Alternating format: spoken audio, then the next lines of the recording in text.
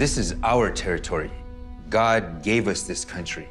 And we signed treaties with the Americans thinking that they would take them as seriously as we take them as sacred covenants.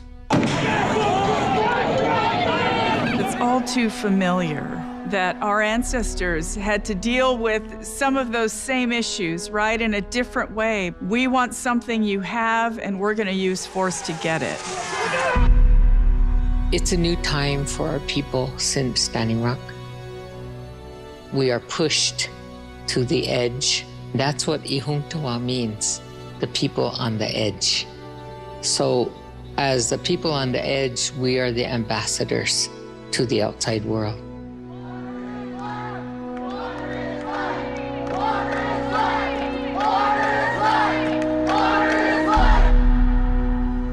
They say I was uncivilized. Well, I don't know.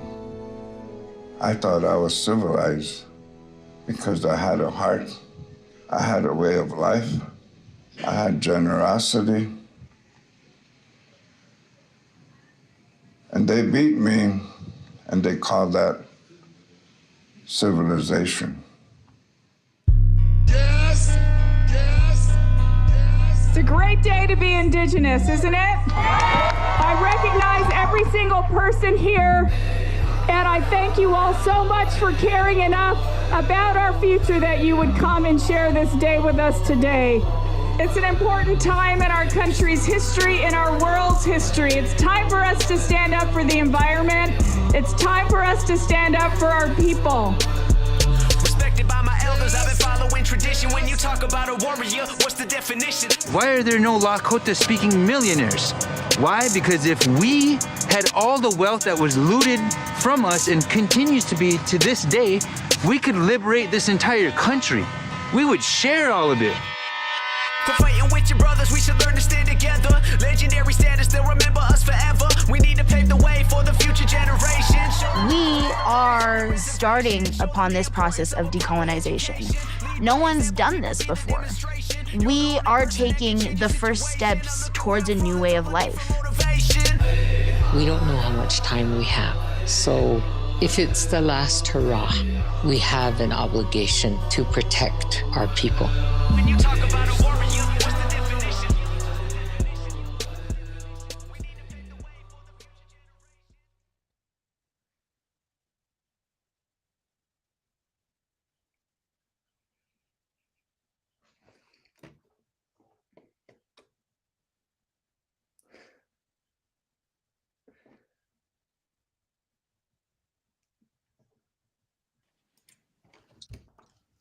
Hello, hello, hello.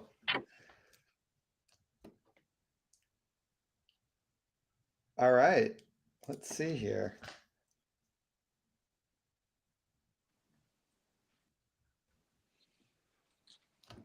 There's Stu. There's Jen. Are we all in here?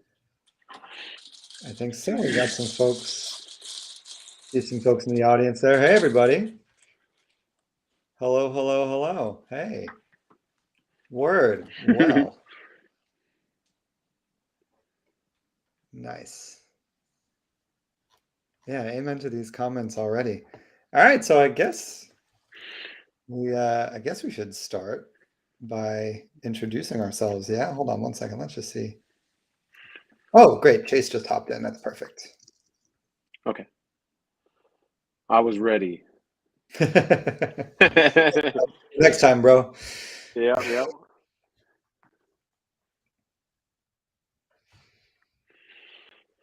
Oof. Mike V, this film will be available, and we will talk more about that.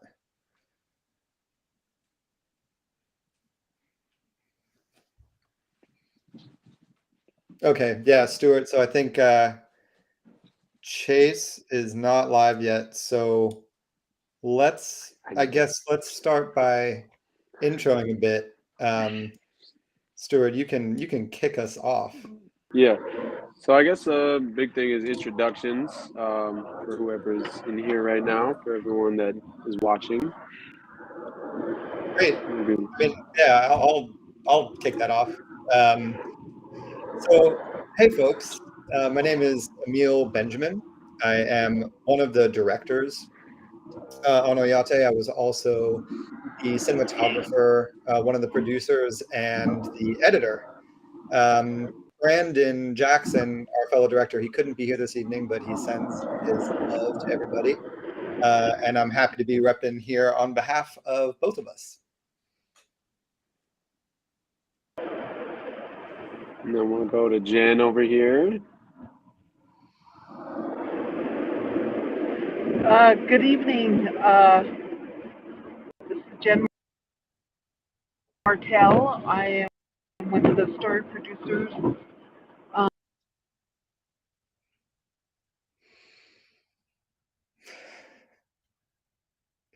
So it seems like Jen's a little having some connection issues. She'll roll back, but Jen is the heart of the film. So I can at least until she gets back and start by saying that Jen is one of the lead producers on the film. She's also the story supervisor of the film. She was the heart of a lot of the different subjects that we followed. A lot of the core of what the movie is about is thanks to Jen. And so while we wait for her to come back, Stu, I think that leaves you to introduce my friend. And I think you have in your email, you've got some, I think you've got some questions and other things. I got them on display. My name's Lightning Boy, but my name is English name is Stuart James. I'm from the Spirit Lake Reservation in North Dakota. I'm a hip hop artist, boxing coach, community organizer, and a lot of other things. But yeah, that's a little bit about me right there. Word, yeah. And Stuart is heavily featured in the film. He's one of our main subjects who we follow around. He also, a lot of his music, which is dope and makes the film what it is, frankly, is laden throughout. So it's great to have him here with us today because he's also a good friend.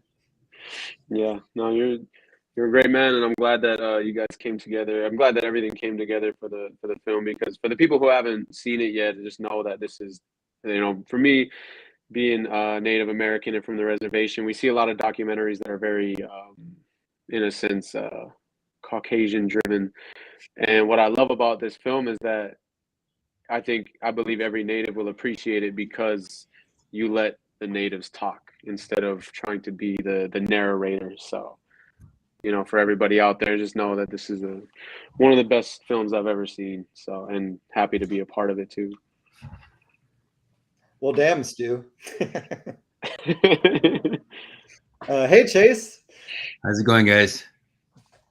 Good to see you, man. Very good to see you too. Yeah, why don't you intro a little bit? We've just really introduced ourselves, and that's about the extent of it. Okay, yeah, sorry I'm a little late. I don't have a car right now, and so I have to ride my motorcycle everywhere. And anyway, I thought I could make better time than that. I just got into the house and turned on the link and saw that you guys were already going. I also did think that we were going to watch the show, but I guess we've assumed that people have watched the show. Is that how we're doing it? I think it's a mix. Okay. I think some folks have seen it. I think some folks are just interested in it and want to see it, and we'll be able to point them in some directions towards that at the end. But I'll tell you. Thanks for that, Emil. I've known Jen for a long stretch. I've known of Stuart James. I've met him on a couple occasions. I really got a lot of respect for his art, and the skills that go along with all of delivery. I'm an old head like that, and so I really do want to give you props. I like listening to what you throw out there, and thank you for doing it as well. You know what I'm saying? It takes a lot to put your art out there. I just we didn't get to work together in close proximity. Emil and Ben and a couple other crew members along the way. awesome people. Yeah. Were kind of connecting us at different times, following what happened at Standing Rock. You know, the stand with Standing Rock, the no DAPL struggle, the against all odds holy war with the big financial extractive war machine really is what we're still taking on. Like the fight didn't stop there. We that was my first kind of glimpse into what it meant to stand up to those oppressive conglomerates that are still doing, still continuing to do what they did to all of us at Standing Rock. Everybody who stood there in any capacity, everybody who was ever arrested. Some people were brutalized, some people were maimed, some people lost their eyesight. I mean, everyone was changed from what happened there. And we're all still, some of us are still recovering. Like the PTSD is a real thing. The tactics and the strategies that were used to instigate brutalities and violence against everybody who was standing with Standing Rock, those caused real harm. And we're still in the process of holding those instigators accountable. And the film, for me, I'll just say by way of intro, I was so grateful that this film was being made. I was completely honored to make this film with people who are on the panel. Also, Phyllis Young, who a lot of times, we go unrecognized and unsung in our own communities, in our own nations. It's just a holdover from the internalized oppression that was kind of driven into our psyches with the creation of the reservation era in the late 1800s. And so people like Phyllis Young have a story to tell. People like, Madonna didn't make it into this, but she's got her own film, LaDonna Brave Bull Allard, Washdewi. Washdewi's, their film is called, there's one called Warrior Women, one called End of the Line. They're kind of like sister projects where just like we who are on the panel, we who are in Oyate are wanting to tell our story, because it's no longer whoever has the biggest armaments and the biggest war chest gets to write history. With the advent of social media, with the advent of people who are partnering in Indigenous creator communities, we're able to tell the story that we want to see. And it's such a great thing. It's a beautiful thing. It's a strong thing. And I'm honored to be a part of it. Great, Chase. Thanks so much for that. I also want to just give, I think Jen dropped out while she was introducing herself. So Jen, if you just want to, it looks like you have some more connection now. So if you want to just reintroduce yourself a sec. Hello, I'm Jen Martell. I'm one of the story producers. Sorry, I'm sitting in the back seat of my car. I'm traveling to Tucson, Arizona, but it's been an honor to work with Emil and Brandon on this film, and basically met Brandon at the camp, and from there just kind of basically said, we are the big picture. We've always been the big picture. When can we do a film? We have to show people the picture. They're used to books. They're used to something written. We're in technology, and I don't know technology is the greatest, but you know what? We made a film, and I feel very honored to be a part of it, and to have Chase and Phyllis and Stuart and all the moving parts to make this happen. We've got more work to do. Thank you.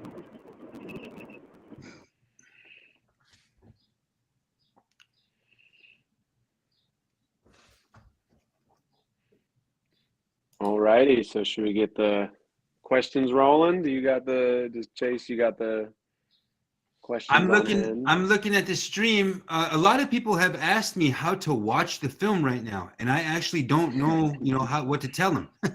Yeah, I can hook that up. So basically, I'll be super transparent about it. Where we're at right now is we're actually in the midst of the festival run. We actually do have more acceptances on the way. We've just got into a handful more. That info is going to be coming up soon. Keep an eye on our Facebook page. Keep an eye on our Instagram. Keep an eye on the website. We'll update all of those all the time. We also added a form at oyatefilm.com if there are like private screening requests. There are some of those that we can fulfill specifically for educational purposes. People are coming from any institutions. That's a great thing.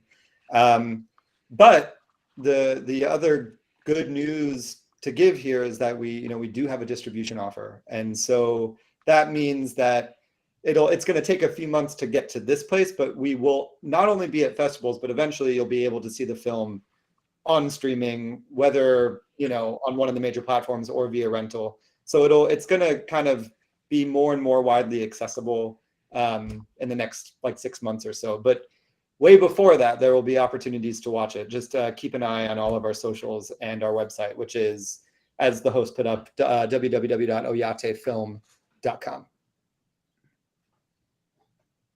Looks like there's a question in the that must have been submitted to the chat. Let me. Do you see it, Emil? Maybe Jen could take the first crack at that.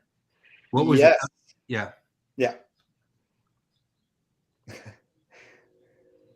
says, what was your thought process in making the film? How do you think this film will impact Standing Rock and Indian country overall?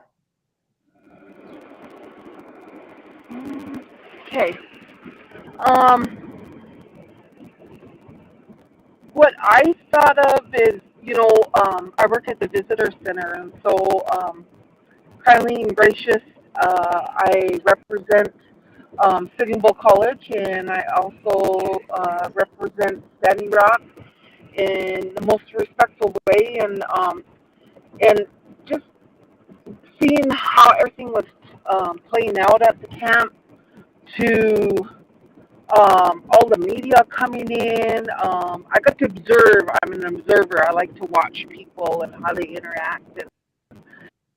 And I'm like, this is a huge. My grandkids to go back to, and we did take the good, bad, the ugly of it. We're still moving forward. We still got a lot of work.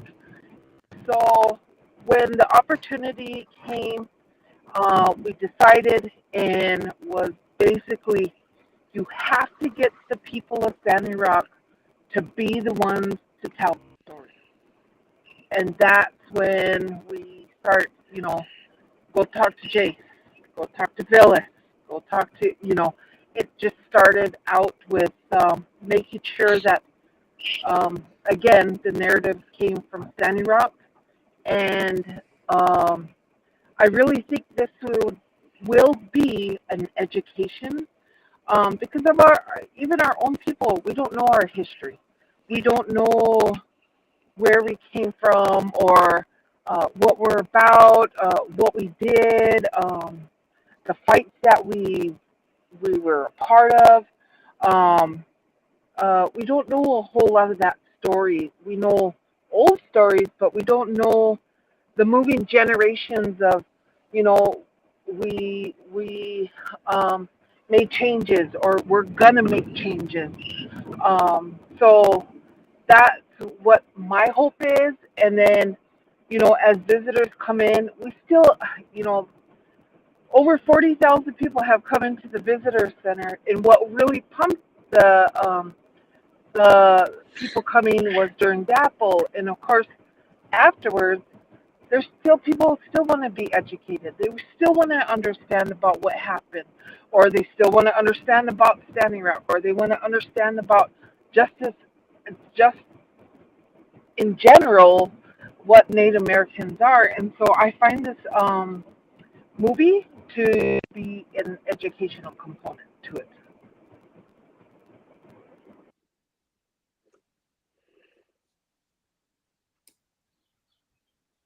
Oh, I didn't see Jason. my mic was muted. The next question says, how did you guys link up with Stuart James? Meaning probably the team and Stuart James. If you and Stuart, or Stuart and you want to take that one. Yeah, oh, word. Yeah, I mean, so this is actually a great plug for the Indigenous Peoples Movement. We're streaming with them right now, but they they organized the Indigenous Peoples March back in, I guess it was 2019 now. So feels like forever ago, but it was an incredible. It was just an immense, amazing, event. And we found Stuart was just performing this dope underground music show, and that we were just there to attend. I had my camera with me, they let me down there, but we just captured this performance from Stuart that funny enough, we actually end up using it like a really pivotal key moment in the film, and it's the first thing we ever caught of him. We just met him afterwards and thought his music was so powerful, his message is powerful, and he just invited us to like come chill on the res. And so we ended up going up to Spirit Lake, and that was a really incredible experience. I mean, Stu, you can talk to that too. Yeah, so the Indigenous Peoples Movement had they asked me to perform in DC during the rally, and so basically just did a set, and I kind of just like dipped right away because I was getting claustrophobic. And a part of me was partially like a lot of shows I've done in the past don't really like, nothing really comes from it. I mean, you get fans here and there, but you just go pay your dues basically. And that's kind of what I was doing a lot of on the music scene, is basically just go do as many shows as I can, connect with people, and then just keep it rolling. But this one was mad different because like I got an email, which is weird because a lot of people usually contact through social media, but I just got the email and I was so excited after reading it, and then I just had to like double check. So because I've been had people try to dupe me before on opportunities and stuff, and it was funny because there was actually a situation like that happened after the show. This guy was saying he was like, we're part of a news thing. He had a YouTube page and all that, and basically he just needed somebody to hang out with that day. So it was kind of weird, but anyway, yeah, we ended up linking up, and then just seeing the follow through and kind of seeing the way that everything played out was just kind of, there was some suspense there because it's just like you hope that when you have these opportunities that the people who are doing it follow through, and they did everything they said they were going to do. So I'm just happy to be able to share that music with everybody, and also to be noticed for that in this film. So that was always a goal of mine, was to be involved somehow in film with music, and it ended up working out. So it's a little bit of how we ended up linking up. Dope. Yeah. And one thing I want to add to, just Chase, to the earlier question that you asked, just in terms of like kind of the genesis of the film. Brandon, like I said before, Brandon Jackson couldn't be here tonight, but he was actually out there at the protests. I mean, he was out there with the No DAPL struggle, and that's where he and Jen met. And at least, as when Brandon called me up, he was like, yeah, I met this really wonderful person named Jen. And she was saying how, there's just so that all the media attention that the res was getting because of the pipeline was really useful, but there is so much more going on here than a pipeline. And that was kind of the guiding star for us in making the film the whole way through. And that's where Jen, as the story supervisor, was like super pivotal in helping us make the film, is that we, there are other, like Chase was saying earlier, there's other great films that, cover this moment. And, we kind of had a little bit more of the ability of hindsight, just because we were making the film we were doing most of production after the protests, even though the legal battles, of course, still rage on. So we were able to kind of take the struggle and contextualize it to a lot of different issues that are going on now in Indian country, but have also been going on for folks for centuries. And again, Jen really helped us kind of guide the film in that direction.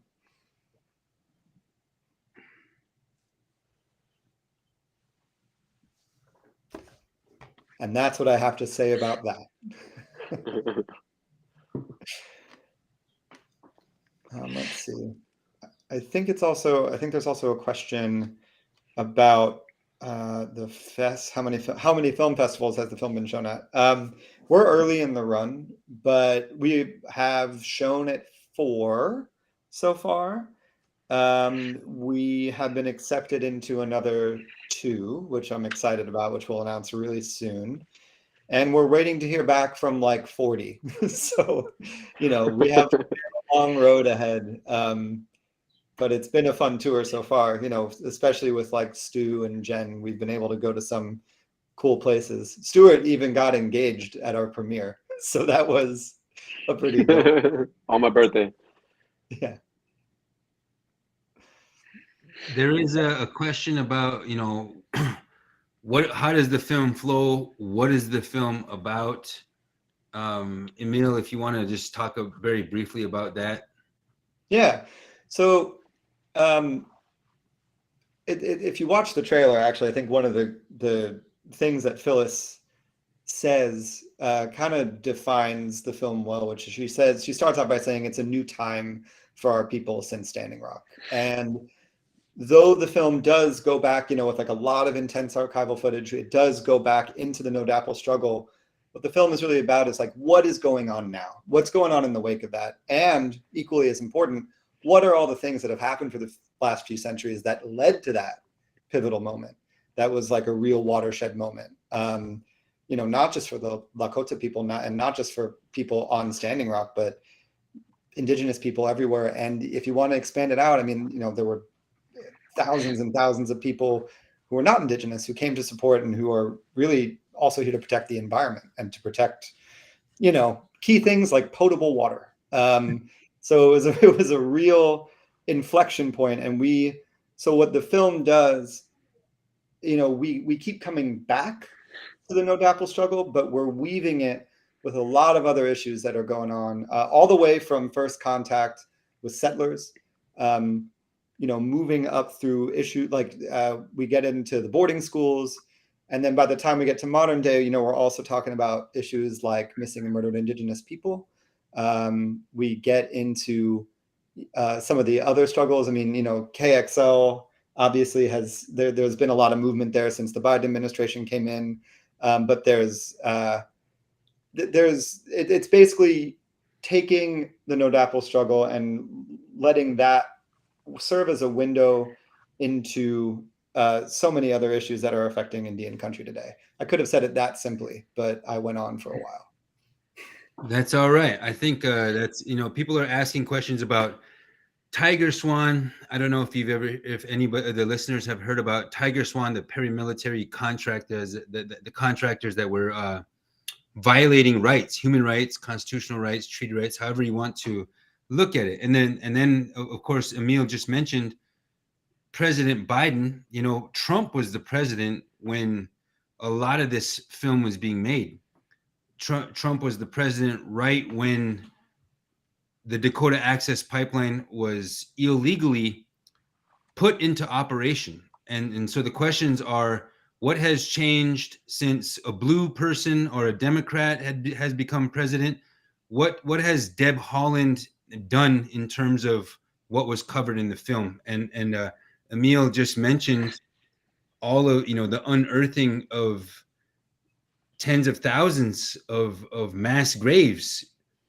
And Deb Haaland took a huge step with the Federal Indian Boarding School Initiative, I believe it's called.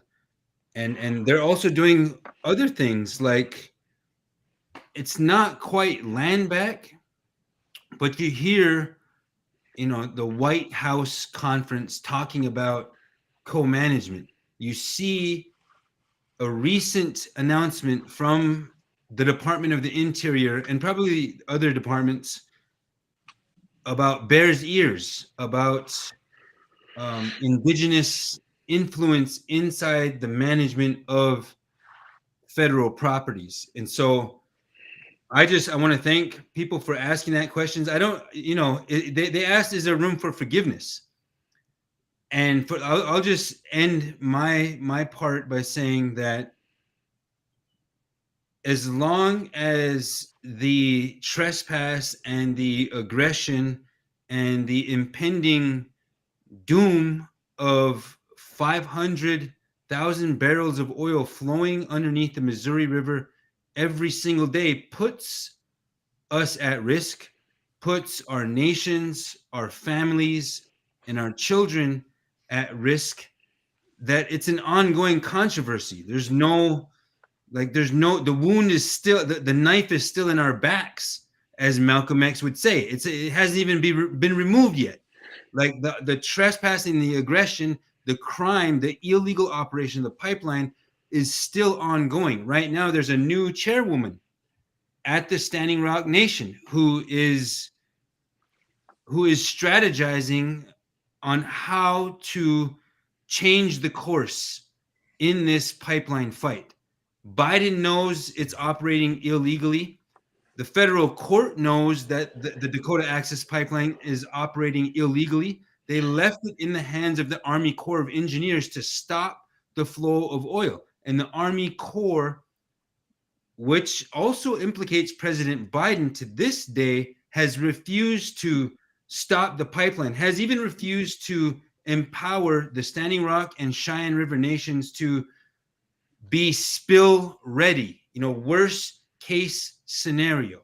That's the kind of circumstance that we're having to deal with. So there's always in our hearts, Indigenous peoples are almost too forgiving, in my opinion. Like why we gotta be that forgiving that, we're being genocided right now and we're expected to forgive? You know what I'm saying? We're expected to show up and be the peaceful, the prayerful, the perfect victim.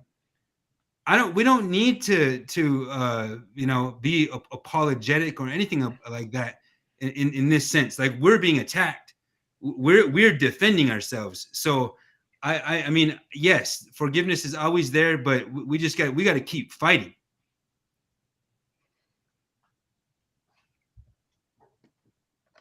That's great, Chase. Thank you. Let's see.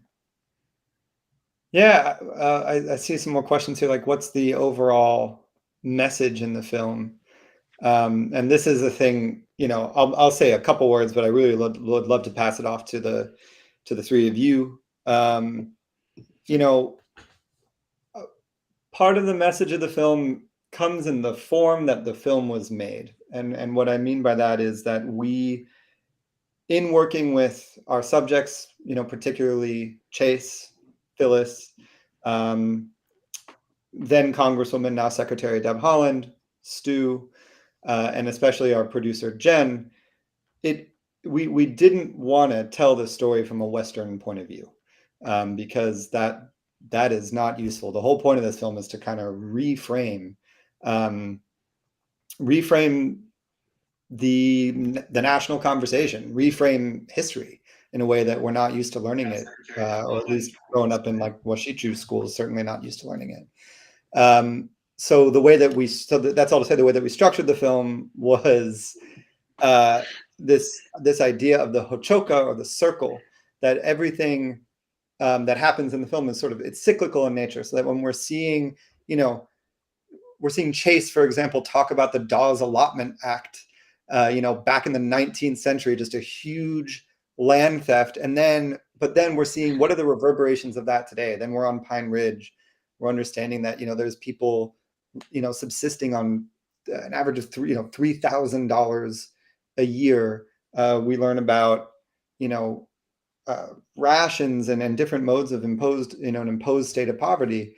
But it's all in this cyclical context. We have Russell Means coming through quite a bit in the film. When he's talking about Wounded Knee, we're reflecting that to what was, going on in Standing Rock today. It really is, it's a never-ending cycle.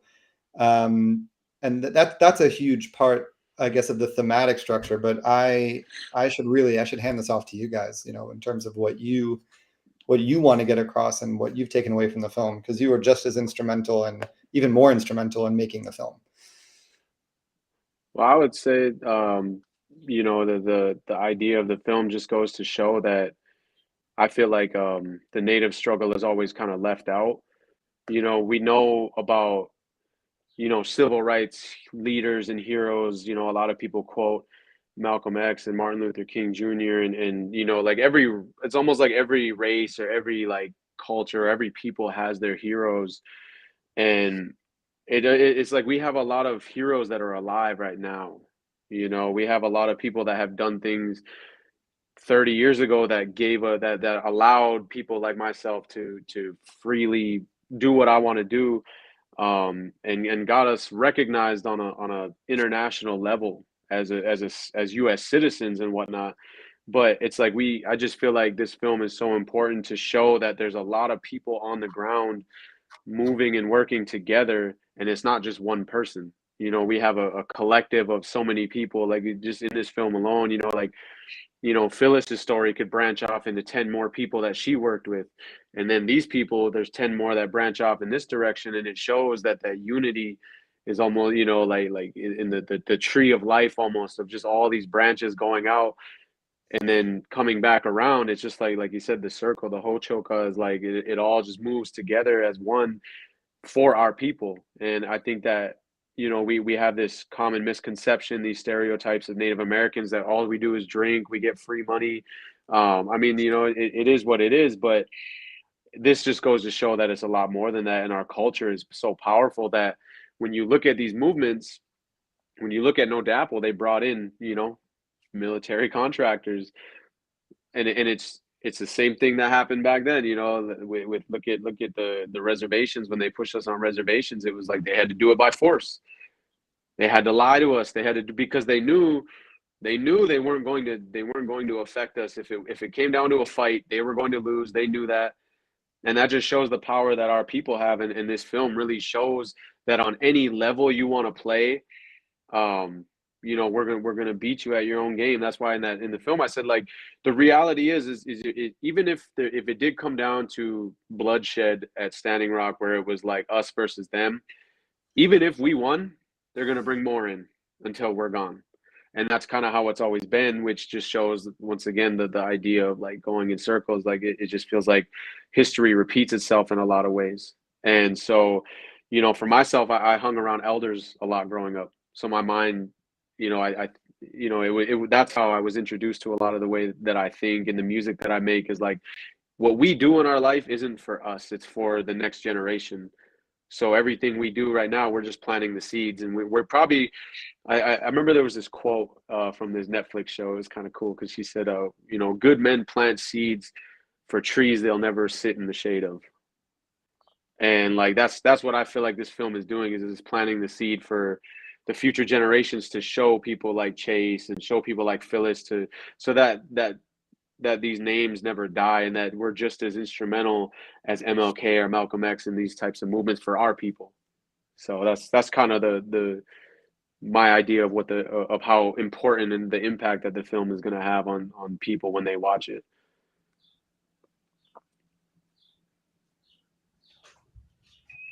That's dope, Stu. Thanks for that. Yeah, I mean, Jen, and you know, what do you think about that in terms of just like the message that people should be walking away with from watching Oyate? So, what I think of what people would walk away with Oyate is, you know, again, you know, we are the big picture. We've always been the big picture. We just have to show the world what that big picture looks like and what it's about, how to be about it, how to support it, how to be a good relative. There was a lot of movement within the movement.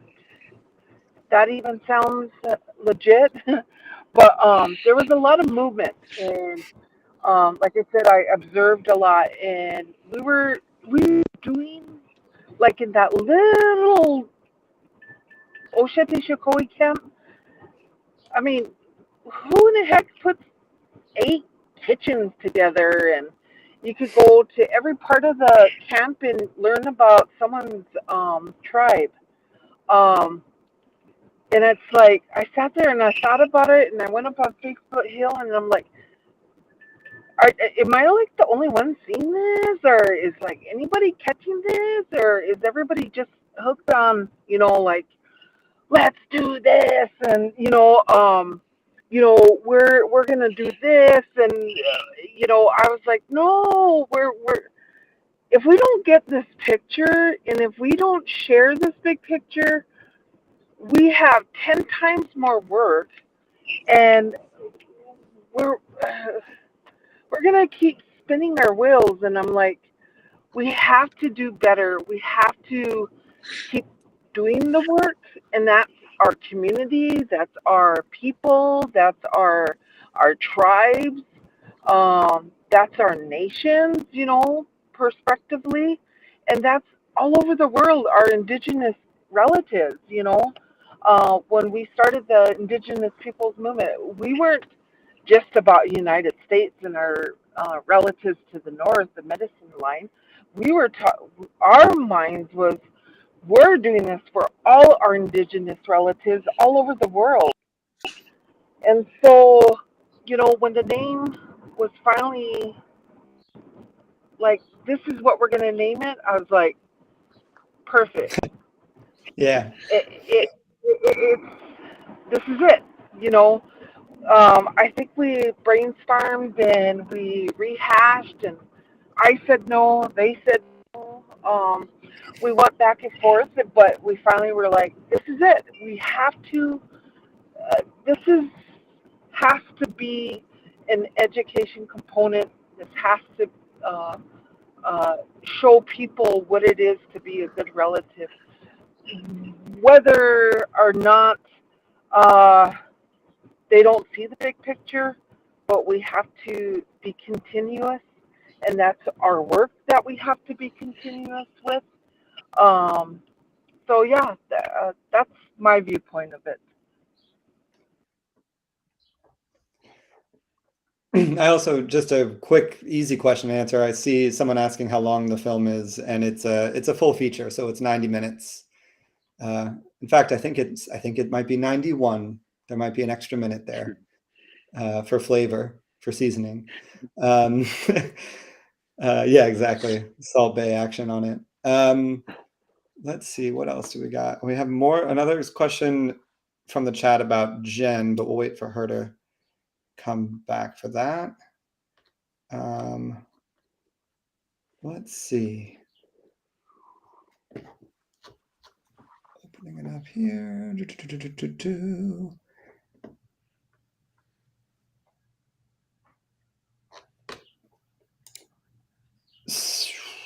So Jen, some folks in the chat want to know just more about your story. Who are you? Who? I am a Shine Road member. I am a resident of Standing Rock. I'm a survivor of the Indian placement program to the Mormon Church. I'm a mother. I'm a grandmother. I am a community member of Standing Rock, 48.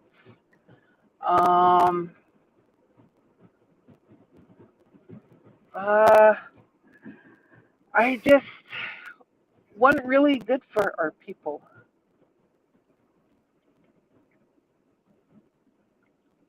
Sorry, guys, I'm going to get emotional.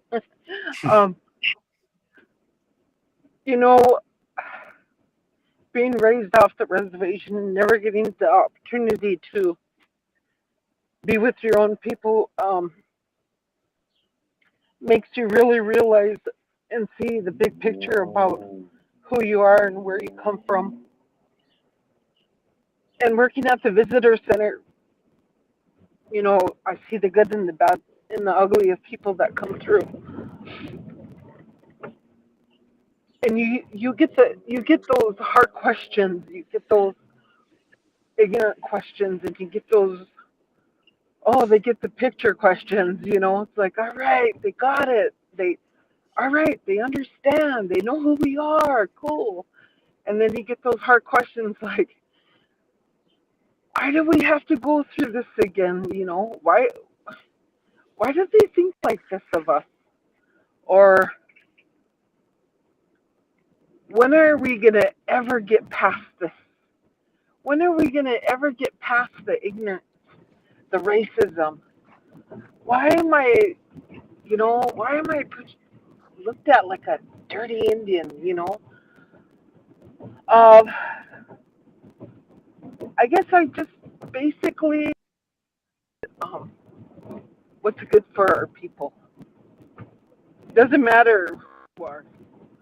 I just want us to be there for each other, to help each other, to move forward, be a moving person in your community. Just always wanting our people to take ownership to their community and to do good. I guess a community leader. I don't know. I just think I'm just a common person. I'm no one special. I just want what's good for people, to be good relatives to one another. It doesn't matter who you are. And it's tough. But we do it, and we try to be a good relative and move forward. Thank you.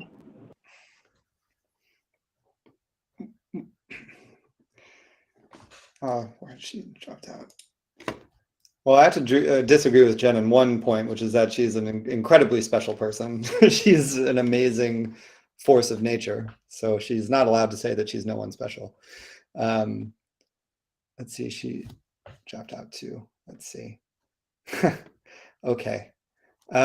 So I guess this might be a question for Chase. This is an internal question from your dear old Chuck. So can you discuss the difference between the IRA councils and the traditional treaty councils and water protectors?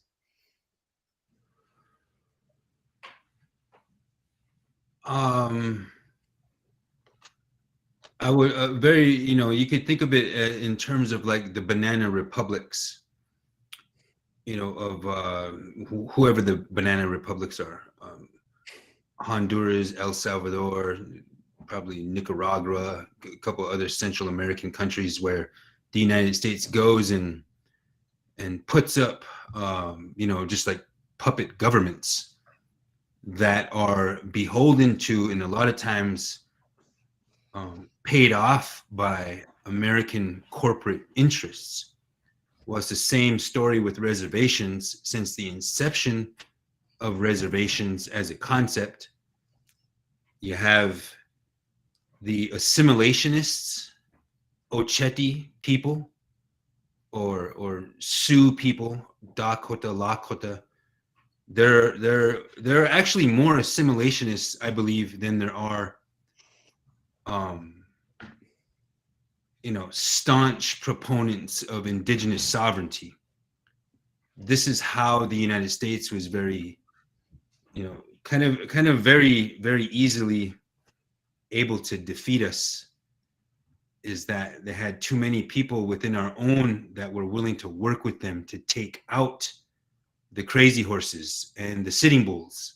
Crazy horse and sitting bull were like in the minority. You know what I mean? Like most people had no offense to our people. You're talking about a time when you had to watch your child starve.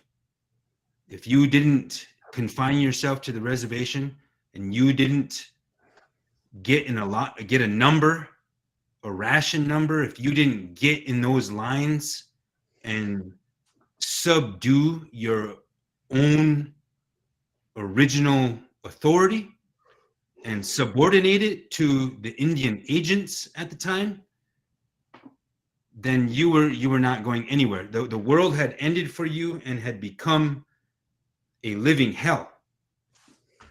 So,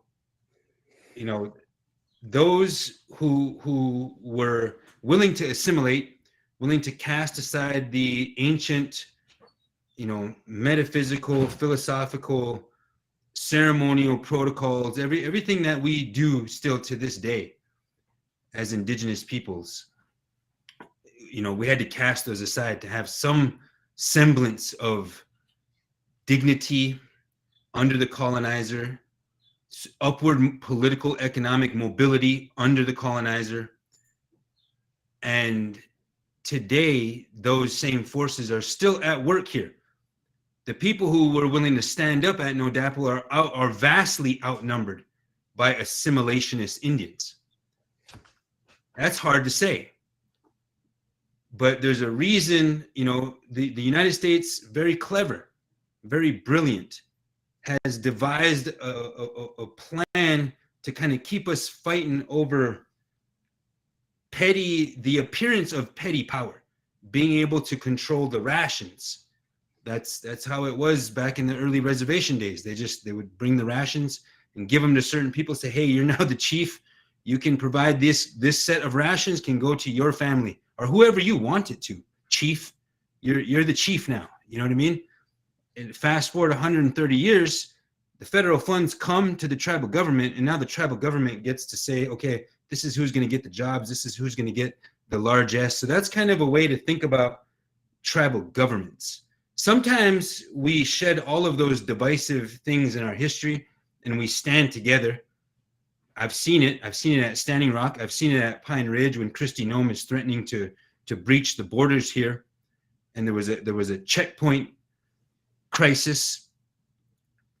But let me just end my little soapbox session here by saying the film explores, through that lens of Indigenous responses to extractive violence, explores why are we doing that? Why are Indigenous people somehow hardwired in their DNA, in our chemical makeup? How are we wired like that to defend Mother Earth? The film, it allows you to ask those questions. The film is 90 minutes long. It explores this world through the eyes of Stuart James, through Phyllis Young, through myself, and it leaves room for more to come. And there's a lot that has happened since the making of the film, and we've come a long way. Even since the 1970s, we didn't get in too much into the 1970s, but you might want to go check out Leonard Peltier podcast to learn exactly how, Native people have adapted to and evolved vis-a-vis the presence of the colonizer. All of the institutions, every intellectual, psycho-spiritual intrusion on Indigenous peoples, like how we've evolved and how we're still here and we're able to tell our stories and assert our own agency and go beyond just representation and inclusion. That's a powerful success story.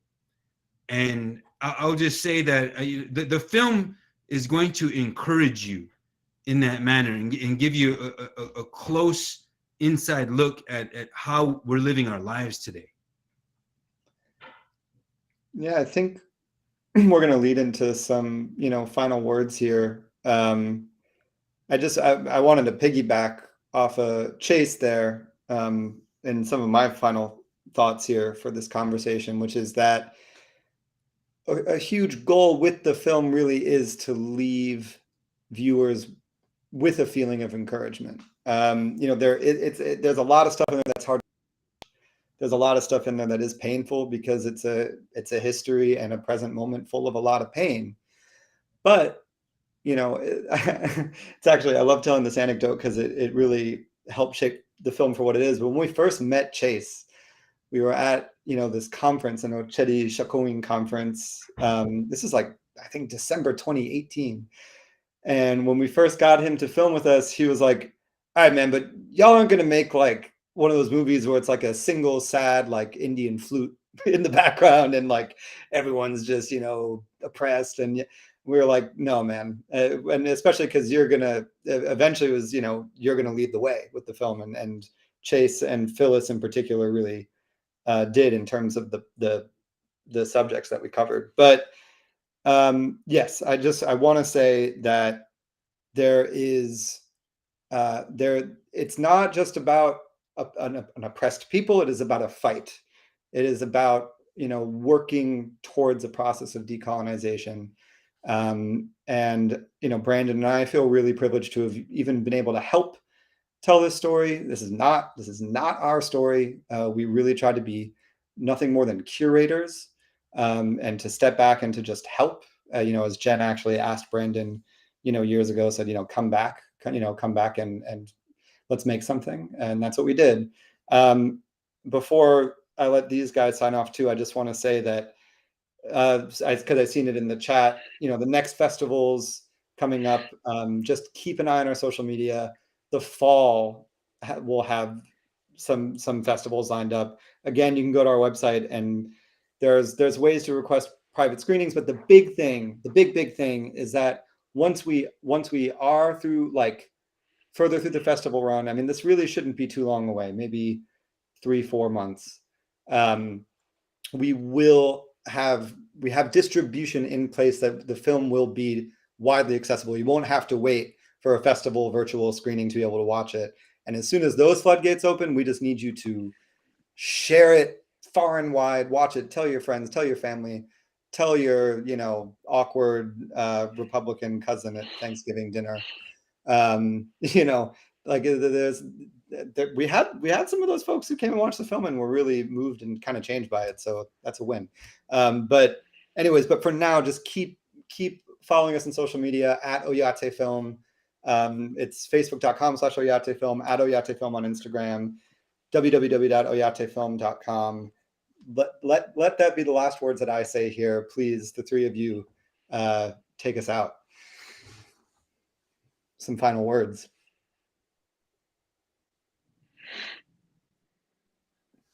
Chase, you're muted, but you look thoughtful. I'm always muting myself and then like just dropping into it. I said I was going to be very brief. You know, Jen said something about Jen interfaces with everybody who comes to Standing Rock. And now people come to Standing Rock the way that people have been coming to Pine Ridge since the 1970s, since the American Indian movement, since Leonard Peltier, since the siege at Wounded Knee. You know, we've all seen the movie Thunderheart. This film is part of that, telling that story of the greatest gathering of indigenous nations that we really know of. I mean, maybe Tecumseh and the Prophet came close to gathering that many indigenous nations as were gathered at the confluence of the Cannonball and Missouri River. But when Jen is going to the visitor center, when Stuart is traveling wherever in the world, when Phyllis is traveling wherever in the world, we have to think of ourselves as ambassadors. And there's a lot of challenging aspects of that. There's a lot of growth that comes from thinking of yourself as an Oceti Shakoni national, as a person that is deriving sovereign rights from the powers of creation, from God, from the internationally binding agreements that we entered with the United States, and that we intend to hold them to.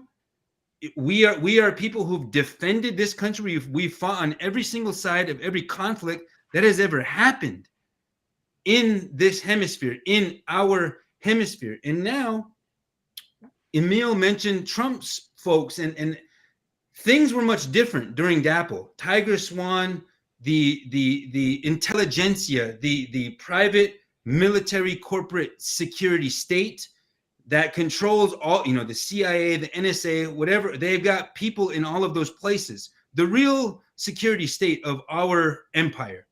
That's who we came face to face with, even though some of us may not have recognized it, but that's what was going on there. And now, since January 6, 2021, when the racist radical fringe in this country spilled blood in the U.S. Capitol, things are no longer the same. It's no longer that easy to say, hey, the brown people, the red people, those are the religiously driven indigenous jihadists. That is no longer that easy. So I'm going to end by saying that those who can call who a terrorist, who can call who a patriot, the social contract by which we allow even this empire to impact our lives and the working families in this country, all of that is being negotiated right now.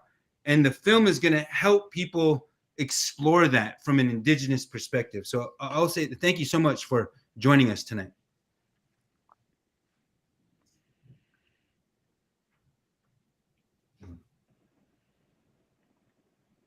Stuart, do you want to go or do you want me to go? Oh, I can. I was just wondering about, yeah. No, I think that, you know, some of my closing thoughts about this panel is really just to help people understand or realize that if you want to know something about, you know, Lakota, Dakota people, or any tribe out there in this nation or even in the world, you know, you better clear your schedule and really just sit down and actually listen. You know, when we learn how to sing at the drum, you know, nowadays a lot of people say, "Oh, can you record that? Can you record that?" And sometimes, you know, like they'll do it, but sometimes you just got to sit down and listen. Sometimes you just got to put yourself there and listen without the intent of anything else. And that's why I respect, you know, Ben and Brandon so much. Was the intent was to let us tell the story, but it wasn't for their own benefit. And if you really want to help indigenous people, native people, that's how you help, is you sit down and listen for them, not for you, because our people's way of life is for everyone and not us. So, you know, a lot of people respect our culture. A lot of people respect our, you know, they're fascinated by the powwow and stuff, but yet they'll drive through a reservation and judge us without realizing that those same people you were just praising at that powwow live in those houses that you're talking down on. So, you know, it's just recognizing that, you know, the equality and humility in our people, I think should be a new standard for everybody out there. You know, I think this inflation situation in this nation, that's bars right there, is showing everybody that when you don't have that money and you don't have that status and you're struggling just like the next person and you have to pay $5 a gallon for gas, you're no different than anybody else. And I think that a lot of what was shown in the film and a lot of the situations that have happened are showing that it's equaling, it's normalizing and humbling everybody on the same level. But that's just the way our people have lived for years. You know, you go here, you might be, you know, J. Cole could come to a Sundance and everybody's like, oh, cool, hey. And it's just like, you know, like Kyrie comes to the res and everybody's just like, oh, that's Kyrie. I mean, obviously that's the level that I think everybody in this world needs to be. I think our way of life should be a standard for a lot of people, and this world would be a better place, you know, but we need to get past the stereotypes that people, the way they look at us, and get to that core of it and realize how beautiful our way of life is. And I think that, you know, that this film shows how beautiful our way of life is and how beautiful our people are in general. So that's all I got to say. Whew. So, what Chase and Stuart said, I'd just like to say that watch the film, pay attention, listen, and if you don't know something or something caught you off guard and you're like, when did that happen? Don't be afraid to ask. If not, we'll find someone for you to sit and learn and listen. And if your non-native friends have questions, answer them, teach them, and show them, and help them understand. And sometimes they may not, sometimes they will. But overall, keep sharing, sharing the trailer, or get people to see the film. Other than that, if you have any more questions, you can reach me on Facebook or Instagram. Thank you.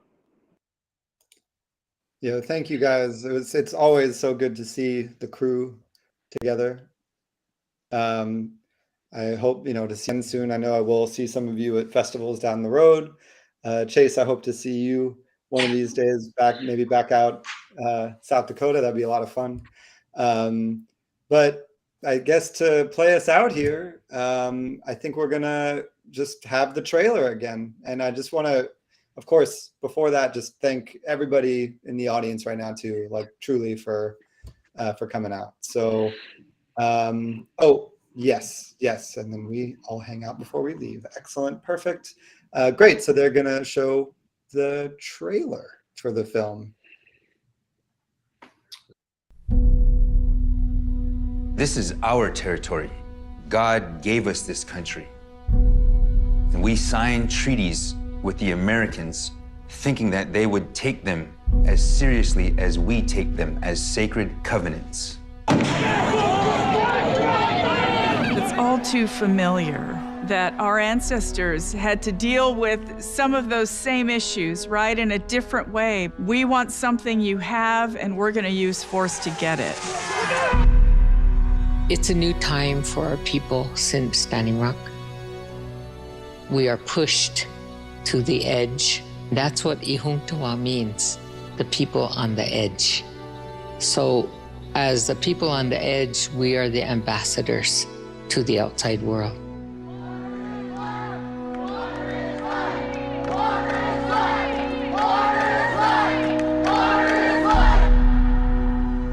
They say I was uncivilized.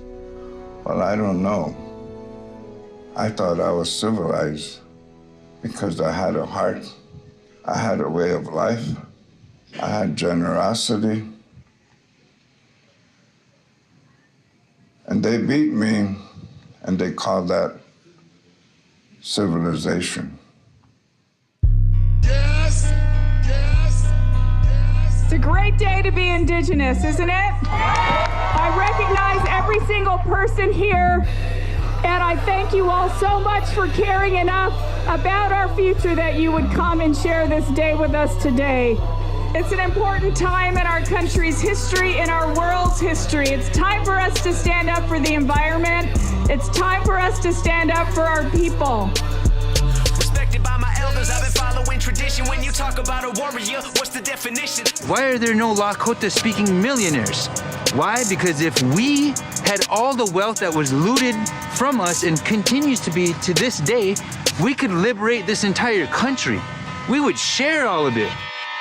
For fighting with your brothers, we should learn to stand together. Legendary status, they'll remember us forever. We need to pave the way for the future generations. We are starting upon this process of decolonization. No one's done this before. We are taking the first steps towards a new way of life. We don't know how much time we have. So if it's the last hurrah, we have an obligation to protect our people. When you talk about a warrior,